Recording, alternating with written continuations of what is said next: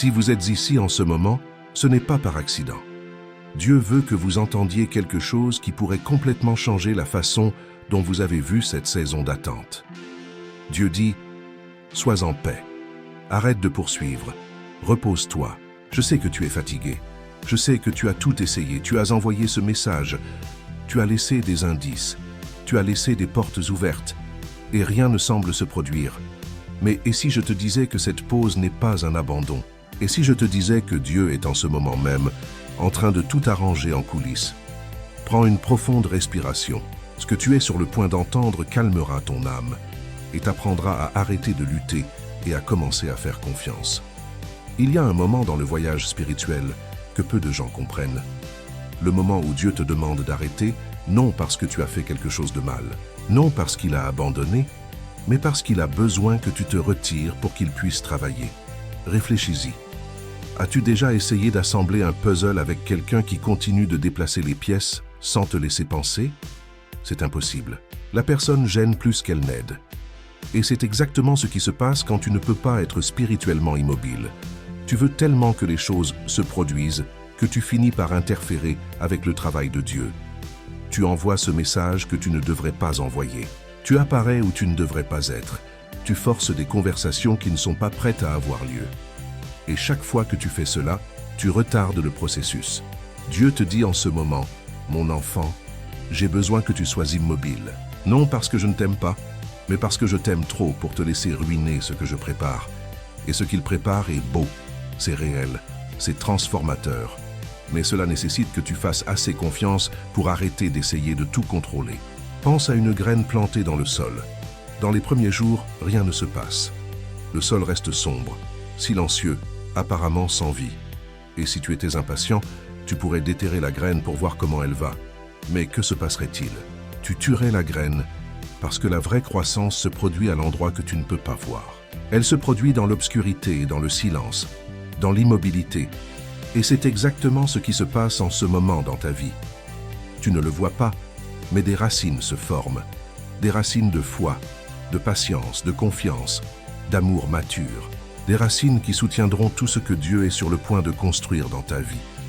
Mais ces racines ne grandissent que quand tu arrêtes d'interférer, quand tu te reposes, quand tu fais confiance.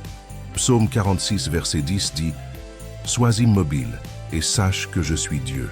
Il ne dit pas « Lutte et tu sauras ». Il ne dit pas « Force et tu sauras ». Il dit « Sois immobile ». Parce que c'est dans l'immobilité que tu trouves vraiment Dieu. C'est dans l'immobilité que tu entends sa voix. C'est dans l'immobilité qu'il agit. Et pendant que tu restes immobile, Dieu travaille. Non sur tes plans, non sur ta stratégie, mais sur son plan parfait. Il travaille sur toi, enlevant l'anxiété, guérissant les blessures, renforçant ton identité, t'enseignant que tu n'as besoin de personne pour être complet, parce que tu es déjà complète en lui. Et il travaille aussi sur les circonstances, ajustant le timing, préparant les chemins, orchestrant tout de manière que tu ne peux même pas imaginer. Mais tout cela nécessite une chose de toi, que tu restes immobile. Je sais que cela semble contradictoire. Comment faire rien peut-il être puissant? Parce que dans la spiritualité, faire rien n'est pas de la passivité. C'est une confiance active. Laisse-moi expliquer. Quand tu essaies constamment de faire quelque chose, en envoyant des messages, en créant des situations, en forçant des rencontres, tu dis à Dieu, je ne te fais pas confiance. J'ai besoin de réparer cela moi-même. Mais quand tu arrêtes, quand tu te reposes, quand tu dis « Seigneur, je remets cela entre tes mains », tu déclares « Je fais confiance que tu es plus grand que tout effort de ma part. » Et cette déclaration de foi libère le pouvoir de Dieu pour agir. Exode 14, verset 14 dit « Le Seigneur combattra pour toi. Tu n'as besoin que d'être immobile. » As-tu saisi cela? Tu n'as besoin que d'être immobile. Dieu combattra pour toi. Mais tu dois être tranquille. Tu dois arrêter d'essayer de tout réparer. Tu dois te reposer. Et se reposer ne signifie pas que tu ne vas rien faire avec ta vie. Cela signifie que tu vas arrêter d'agir par désespoir et commencer à vivre par foi. Cela signifie que tu vas prendre soin de toi. Tu vas grandir. Tu vas mûrir. Tu vas renforcer ta relation avec Dieu. Tu vas vivre une vie pleine même avant que quoi que ce soit d'extérieur change. Parce que la vraie transformation ne se produit pas quand la situation change. Elle se produit quand tu changes. Et tu ne change vraiment que quand tu arrêtes de lutter et commences à te reposer en Dieu. Tu sais quel est le plus grand problème pour ceux qui ne peuvent pas être immobiles? L'anxiété. L'anxiété te fait croire que si tu ne fais pas quelque chose tout de suite, tout va s'effondrer. Elle murmure, tu dois agir, tu dois faire quelque chose, tu dois t'assurer que cela arrive. Mais l'anxiété est un menteur. Elle te fait agir au mauvais moment, de la mauvaise façon, pour les mauvaises raisons. Et Dieu te demande de choisir la foi au lieu de l'anxiété, de choisir le repos au lieu du désespoir. Philippiens 4, versets 6 à 7 dit « Ne vous inquiétez de rien, mais en toutes circonstances, par la prière et la supplication, avec action de grâce, présentez vos demandes à Dieu, et la paix de Dieu, qui surpasse toute intelligence, gardera vos cœurs et vos pensées en Christ Jésus. Ne sois pas anxieux, ne sois pas désespéré, n'agis pas par peur. Au lieu de cela, prie, remets et repose-toi dans la paix de Dieu. Et quand tu fais cela, quand tu te reposes vraiment, quelque chose de surnaturel se produit. Tu deviens magnétique, non parce que tu fais quelque chose, mais parce que tu es qui Dieu t'a appelé à être. Tu deviens quelqu'un qui n'a pas besoin de poursuivre, quelqu'un qui n'a pas besoin de supplier, quelqu'un qui n'a pas besoin de prouver quoi que ce soit. Tu deviens quelqu'un qui est en paix et la paix attire. Tu sais pourquoi? Parce que la paix est rare dans ce monde. Nous vivons dans une société où tout le monde court, lutte, force. Tout le monde est anxieux, désespéré, perdu. Et quand quelqu'un rencontre une personne qui a une paix qui ne vient pas de circonstances parfaites, mais de la confiance en Dieu, cette personne se distingue. Elle brille différemment, elle parle différemment, elle agit différemment. Et les gens sont naturellement attirés par ceux qui sont en paix. Donc pendant que tu restes immobile, pendant que tu te reposes, tu ne perds pas de temps. Tu te positionnes pour recevoir tout ce que Dieu a préparé pour toi. Et pendant que tu te reposes, Dieu ne travaille pas seulement sur les circonstances extérieures. Il travaille sur toi. Parce que soyons honnêtes, si Dieu te donnait ce que tu demandes tout de suite, serais-tu prêt à le recevoir? Serais-tu prêt à le gérer sans le détruire? La vérité est que la plupart du temps, non. Tu as encore des schémas qui doivent être brisés, des insécurités qui doivent être guéries, des peurs qui doivent être affrontées. Et Dieu utilise ce temps d'immobilité pour faire exactement cela. Il t'enseigne l'autocontrôle, à ne pas agir sur impulsion, à ne pas laisser tes émotions dicter tes décisions. Il te montre qui tu es, sans dépendre d'une autre personne. Il t'enseigne que tu es complet en Dieu, pas dans une relation. Il te prépare à aimer de manière saine. Pas un amour qui étouffe, qui contrôle, qui dépend, mais un amour qui libère, qui fait confiance, qui respecte. Et tout cela est essentiel parce que quand et si cette situation se résout, tu dois être prêt à ne pas répéter les mêmes erreurs. Tu dois être assez mature pour construire quelque chose qui dure. Et cette maturité ne vient pas du jour au lendemain. Elle vient par le processus, par l'attente, par l'immobilité. Tu ressens cela dans ton cœur en ce moment, n'est-ce pas? Cette vérité que Dieu te modèle pour un amour que tu ne peux même pas imaginer possible. Mais je sais qu'il y a une question qui te garde éveillé la nuit. Et si je ne suis jamais vraiment prêt? Et si même après toute cette attente, je ne sais pas comment reconnaître le vrai amour quand il arrive? C'est exactement pourquoi, après avoir entendu cela de tant de personnes sur ce même voyage de guérison, j'ai senti dans mon cœur que je devais rassembler tout ce que j'ai appris sur comment attirer et surtout reconnaître cet amour mature que Dieu prépare. Ce n'est pas juste de la théorie. C'est une carte routière pratique, étape par étape, pour transformer cette saison d'attente en vraie préparation. J'ai préparé quelque chose de spécial qui t'attend dans le premier commentaire épinglé. C'est un cadeau que j'ai fait de tout mon cœur pour ceux qui sont fatigués d'attendre sans direction, pour ceux qui veulent transformer cette immobilité en croissance authentique. Si c'est pour toi, tu le sauras. Maintenant, laisse-moi continuer à te montrer pourquoi cette maturité que Dieu construit en toi est si essentielle. Jacques 1, verset 4 dit « Que la persévérance achève son œuvre, afin que vous soyez parfaits et accomplis, ne manquant de rien. » La patience, l'acte d'attendre avec foi a un travail parfait. Elle te complète, elle te transforme, elle te prépare. Donc ne vois pas ce temps d'attente comme du temps perdu. Vois-le comme un temps de préparation. Dieu te sculpte, il te modèle, il te transforme en la personne que tu dois être pour vivre la vie qu'il a pour toi. Et quand ce processus est complet, et seul Dieu sait quand cela sera, tu seras prêt. Pas juste pour cette situation spécifique, mais pour tout ce qui vient. En attendant, investis en toi. Prends soin de ta santé mentale. Renforce ta foi. Approfondis ta relation avec Dieu. Cultive de vraies amitiés. Développe tes talents. Deviens la meilleure version de toi-même. Non pour impressionner quelqu'un, non pour reconquérir quelqu'un, mais parce que tu mérites de vivre pleinement indépendamment de quiconque. Et quand tu fais cela, quand tu grandis vraiment, tu deviens irrésistible. Non par stratégie, mais par essence. Mais je sais qu'il y a encore une question qui martèle dans ta tête. Combien de temps, Seigneur? Combien de temps dois-je attendre? Combien de temps dois-je être immobile? Combien de temps dois-je faire confiance sans voir rien se produire? Et la réponse de Dieu est toujours la même.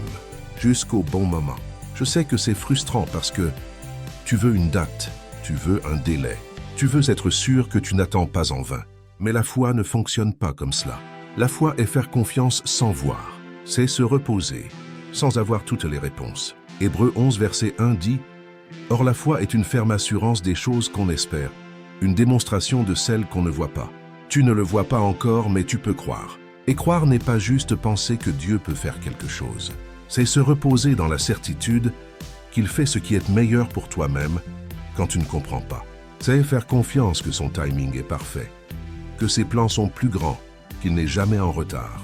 Ecclésiaste 3, verset 11 dit « Il fait toutes choses belles en son temps. » En son temps, pas le tien, pas le temps que tu préférerais, mais le temps qui est parfait. Et pendant que tu attends, tu n'es pas seul. Je sens que tu reconnais quelque chose d'important en ce moment, que ce temps d'attente n'est pas vide, mais plein de buts. Et si tu veux apprendre comment transformer cette attente en vraie croissance, guérir les blessures, construire l'amour de soi, reconnaître les vrais signes, le matériel que j'ai préparé est dans le premier commentaire épinglé.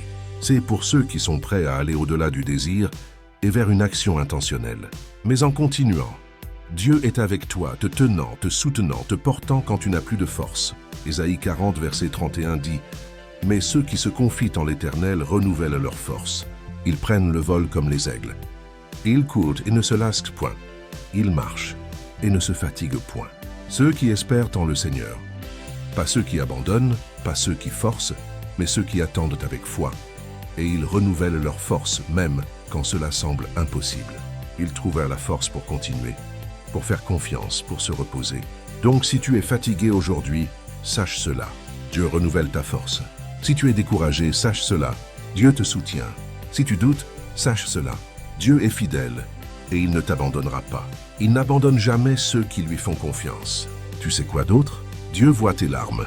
Il connaît chaque nuit où tu es resté éveillé, chaque prière que tu as faite, chaque soupir d'épuisement. Psaume 56, verset 8 dit « Tu comptes les pas de ma vie errante. Recueille mes larmes dans ton outre. Ne sont-elles pas inscrites dans ton livre? Dieu garde chaque larme tienne. Aucune de ta douleur n'est gaspillée. Tout ce que tu traverses, toute cette attente, tout ce silence fait partie d'un but plus grand que tu ne peux pas voir encore. Mais un jour, tu regarderas en arrière et comprendras.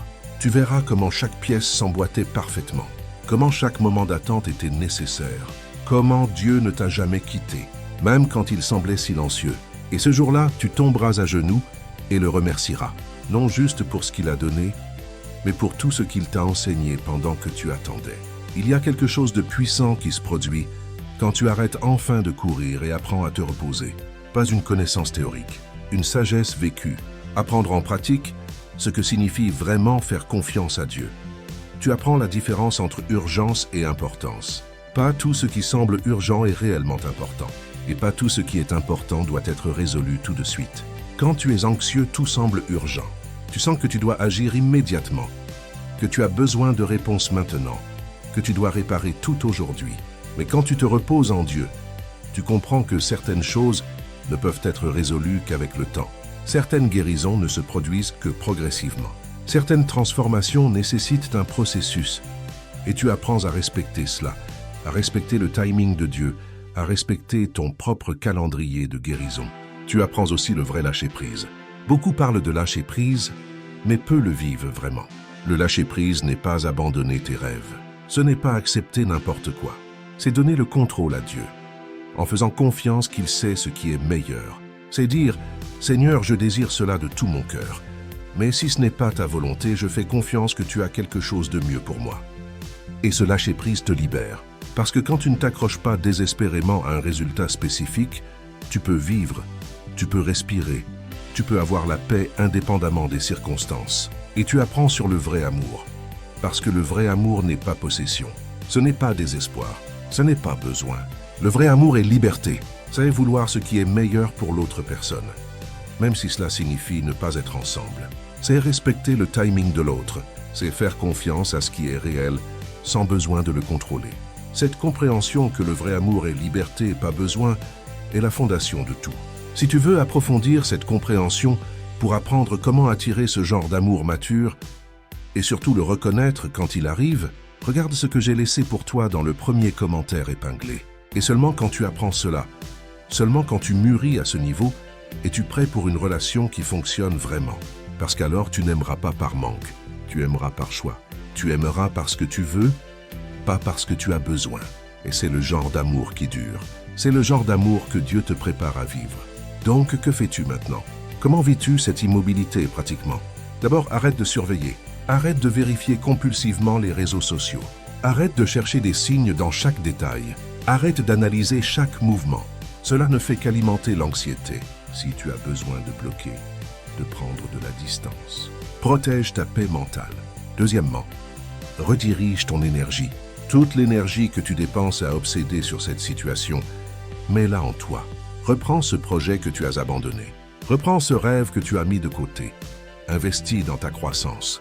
Deviens si impliqué dans ton propre voyage que tu n'as pas de temps pour être anxieux. Troisièmement, arrête d'en parler tout le temps. Se défouler est bien, mais si tu parles constamment de cette situation, tu gardes la blessure ouverte. Fais de la place pour d'autres sujets dans ta vie. Permets à ton esprit de se reposer. Quatrièmement, ne force rien. Ne crée pas de rencontres fortuites. N'envoie pas de messages indirects. N'utilise pas d'autres pour obtenir des informations. Tout cela est de la manipulation. Et ce n'est pas comme cela que quelque chose de réel se construit. Si Dieu s'en occupe, laisse-le s'en occuper. Cinquièmement, prends soin de tes blessures intérieures. Utilise ce temps pour travailler sur tes problèmes émotionnels. Cherche une thérapie si nécessaire. Parle à des mentors spirituels. Guéris ce qui est brisé en toi, parce que quand tu guéris à l'intérieur, tu aimes mieux à l'extérieur. Sixièmement, garde ta foi active mais pas obsessive. Prie, fais confiance, mais ne passe pas toute la journée à demander des signes ou des confirmations. La vraie foi se repose. Elle ne s'angoisse pas. Elle fait simplement confiance et avance. Septièmement, pratique la gratitude quotidiennement, même dans l'attente. Il y a des choses pour lesquelles être reconnaissant. Sois reconnaissant pour la vie, pour la santé, pour les leçons, pour la fidélité de Dieu. La gratitude déplace ton focus du manque à l'abondance. Huitièmement, entoure-toi de personnes qui renforcent ta foi. Évite ceux qui alimentent ton anxiété ou t'encouragent à agir par désespoir. Cherche ceux qui te rappellent de faire confiance à Dieu. Et enfin, sois en paix avec n'importe quel résultat. Fais confiance que Dieu sait ce qui est meilleur et que quel que soit le résultat, tu iras bien. Parce que ta plénitude n'est pas dans une autre personne. Elle est en Dieu. Je sens que tu es arrivé jusqu'ici parce que quelque chose en toi est prêt pour un vrai changement. Tu as déjà compris que tu dois te reposer en Dieu, que tu dois arrêter de forcer. Mais peut-être te demandes-tu, et maintenant, comment transformer tout cela en étapes pratiques? Comment puis-je être sûr que je me prépare de la bonne façon? La vérité est que beaucoup passent des années à attendre, mais ne savent pas comment guérir les blessures passées, comment développer un vrai amour de soi, ou comment reconnaître les vrais signes quand l'amour arrive. Et c'est exactement le but de ce que j'ai préparé. Un guide complet appelé « Comment attirer et reconnaître le vrai amour ». Ce n'est pas juste une autre ressource théorique. C'est une carte routière qui te guide à travers les étapes que tu dois vraiment traverser. De la guérison des blessures émotionnelles et des traumatismes passés à l'alignement vibrationnel avec le vrai amour, au développement d'une action intentionnelle et enfin, comment nourrir cet amour quand il arrive. C'est l'étape manquante étape par étape pour transformer cette attente en vraie préparation. Si ton cœur te dit que c'est le moment, que le temps est venu d'agir avec intention au lieu d'attendre passivement, tu trouveras ce matériel dans le premier commentaire épinglé. Le moment de transformer cette immobilité en croissance authentique est maintenant. Ton cœur le sait déjà. Donc respire, lâche prise et repose-toi. Dieu s'occupe de tout. Si cela t'a touché, laisse dans les commentaires. Je choisis de me reposer en Dieu. Et souviens-toi, tu n'es pas seul. Dieu est avec toi et il est fidèle. Si ce contenu a fait une différence dans ton voyage, et si tu crois qu'il mérite d'atteindre plus de personnes, Tu peux soutenir cette chaîne d'une manière très simple. Clique simplement sur le bouton Merci en dessous de cette vidéo et fais un don. Toute contribution, peu importe sa taille, aide beaucoup à garder cet espace vivant. Et même si tu ne peux pas en ce moment, ta présence ici est déjà un cadeau.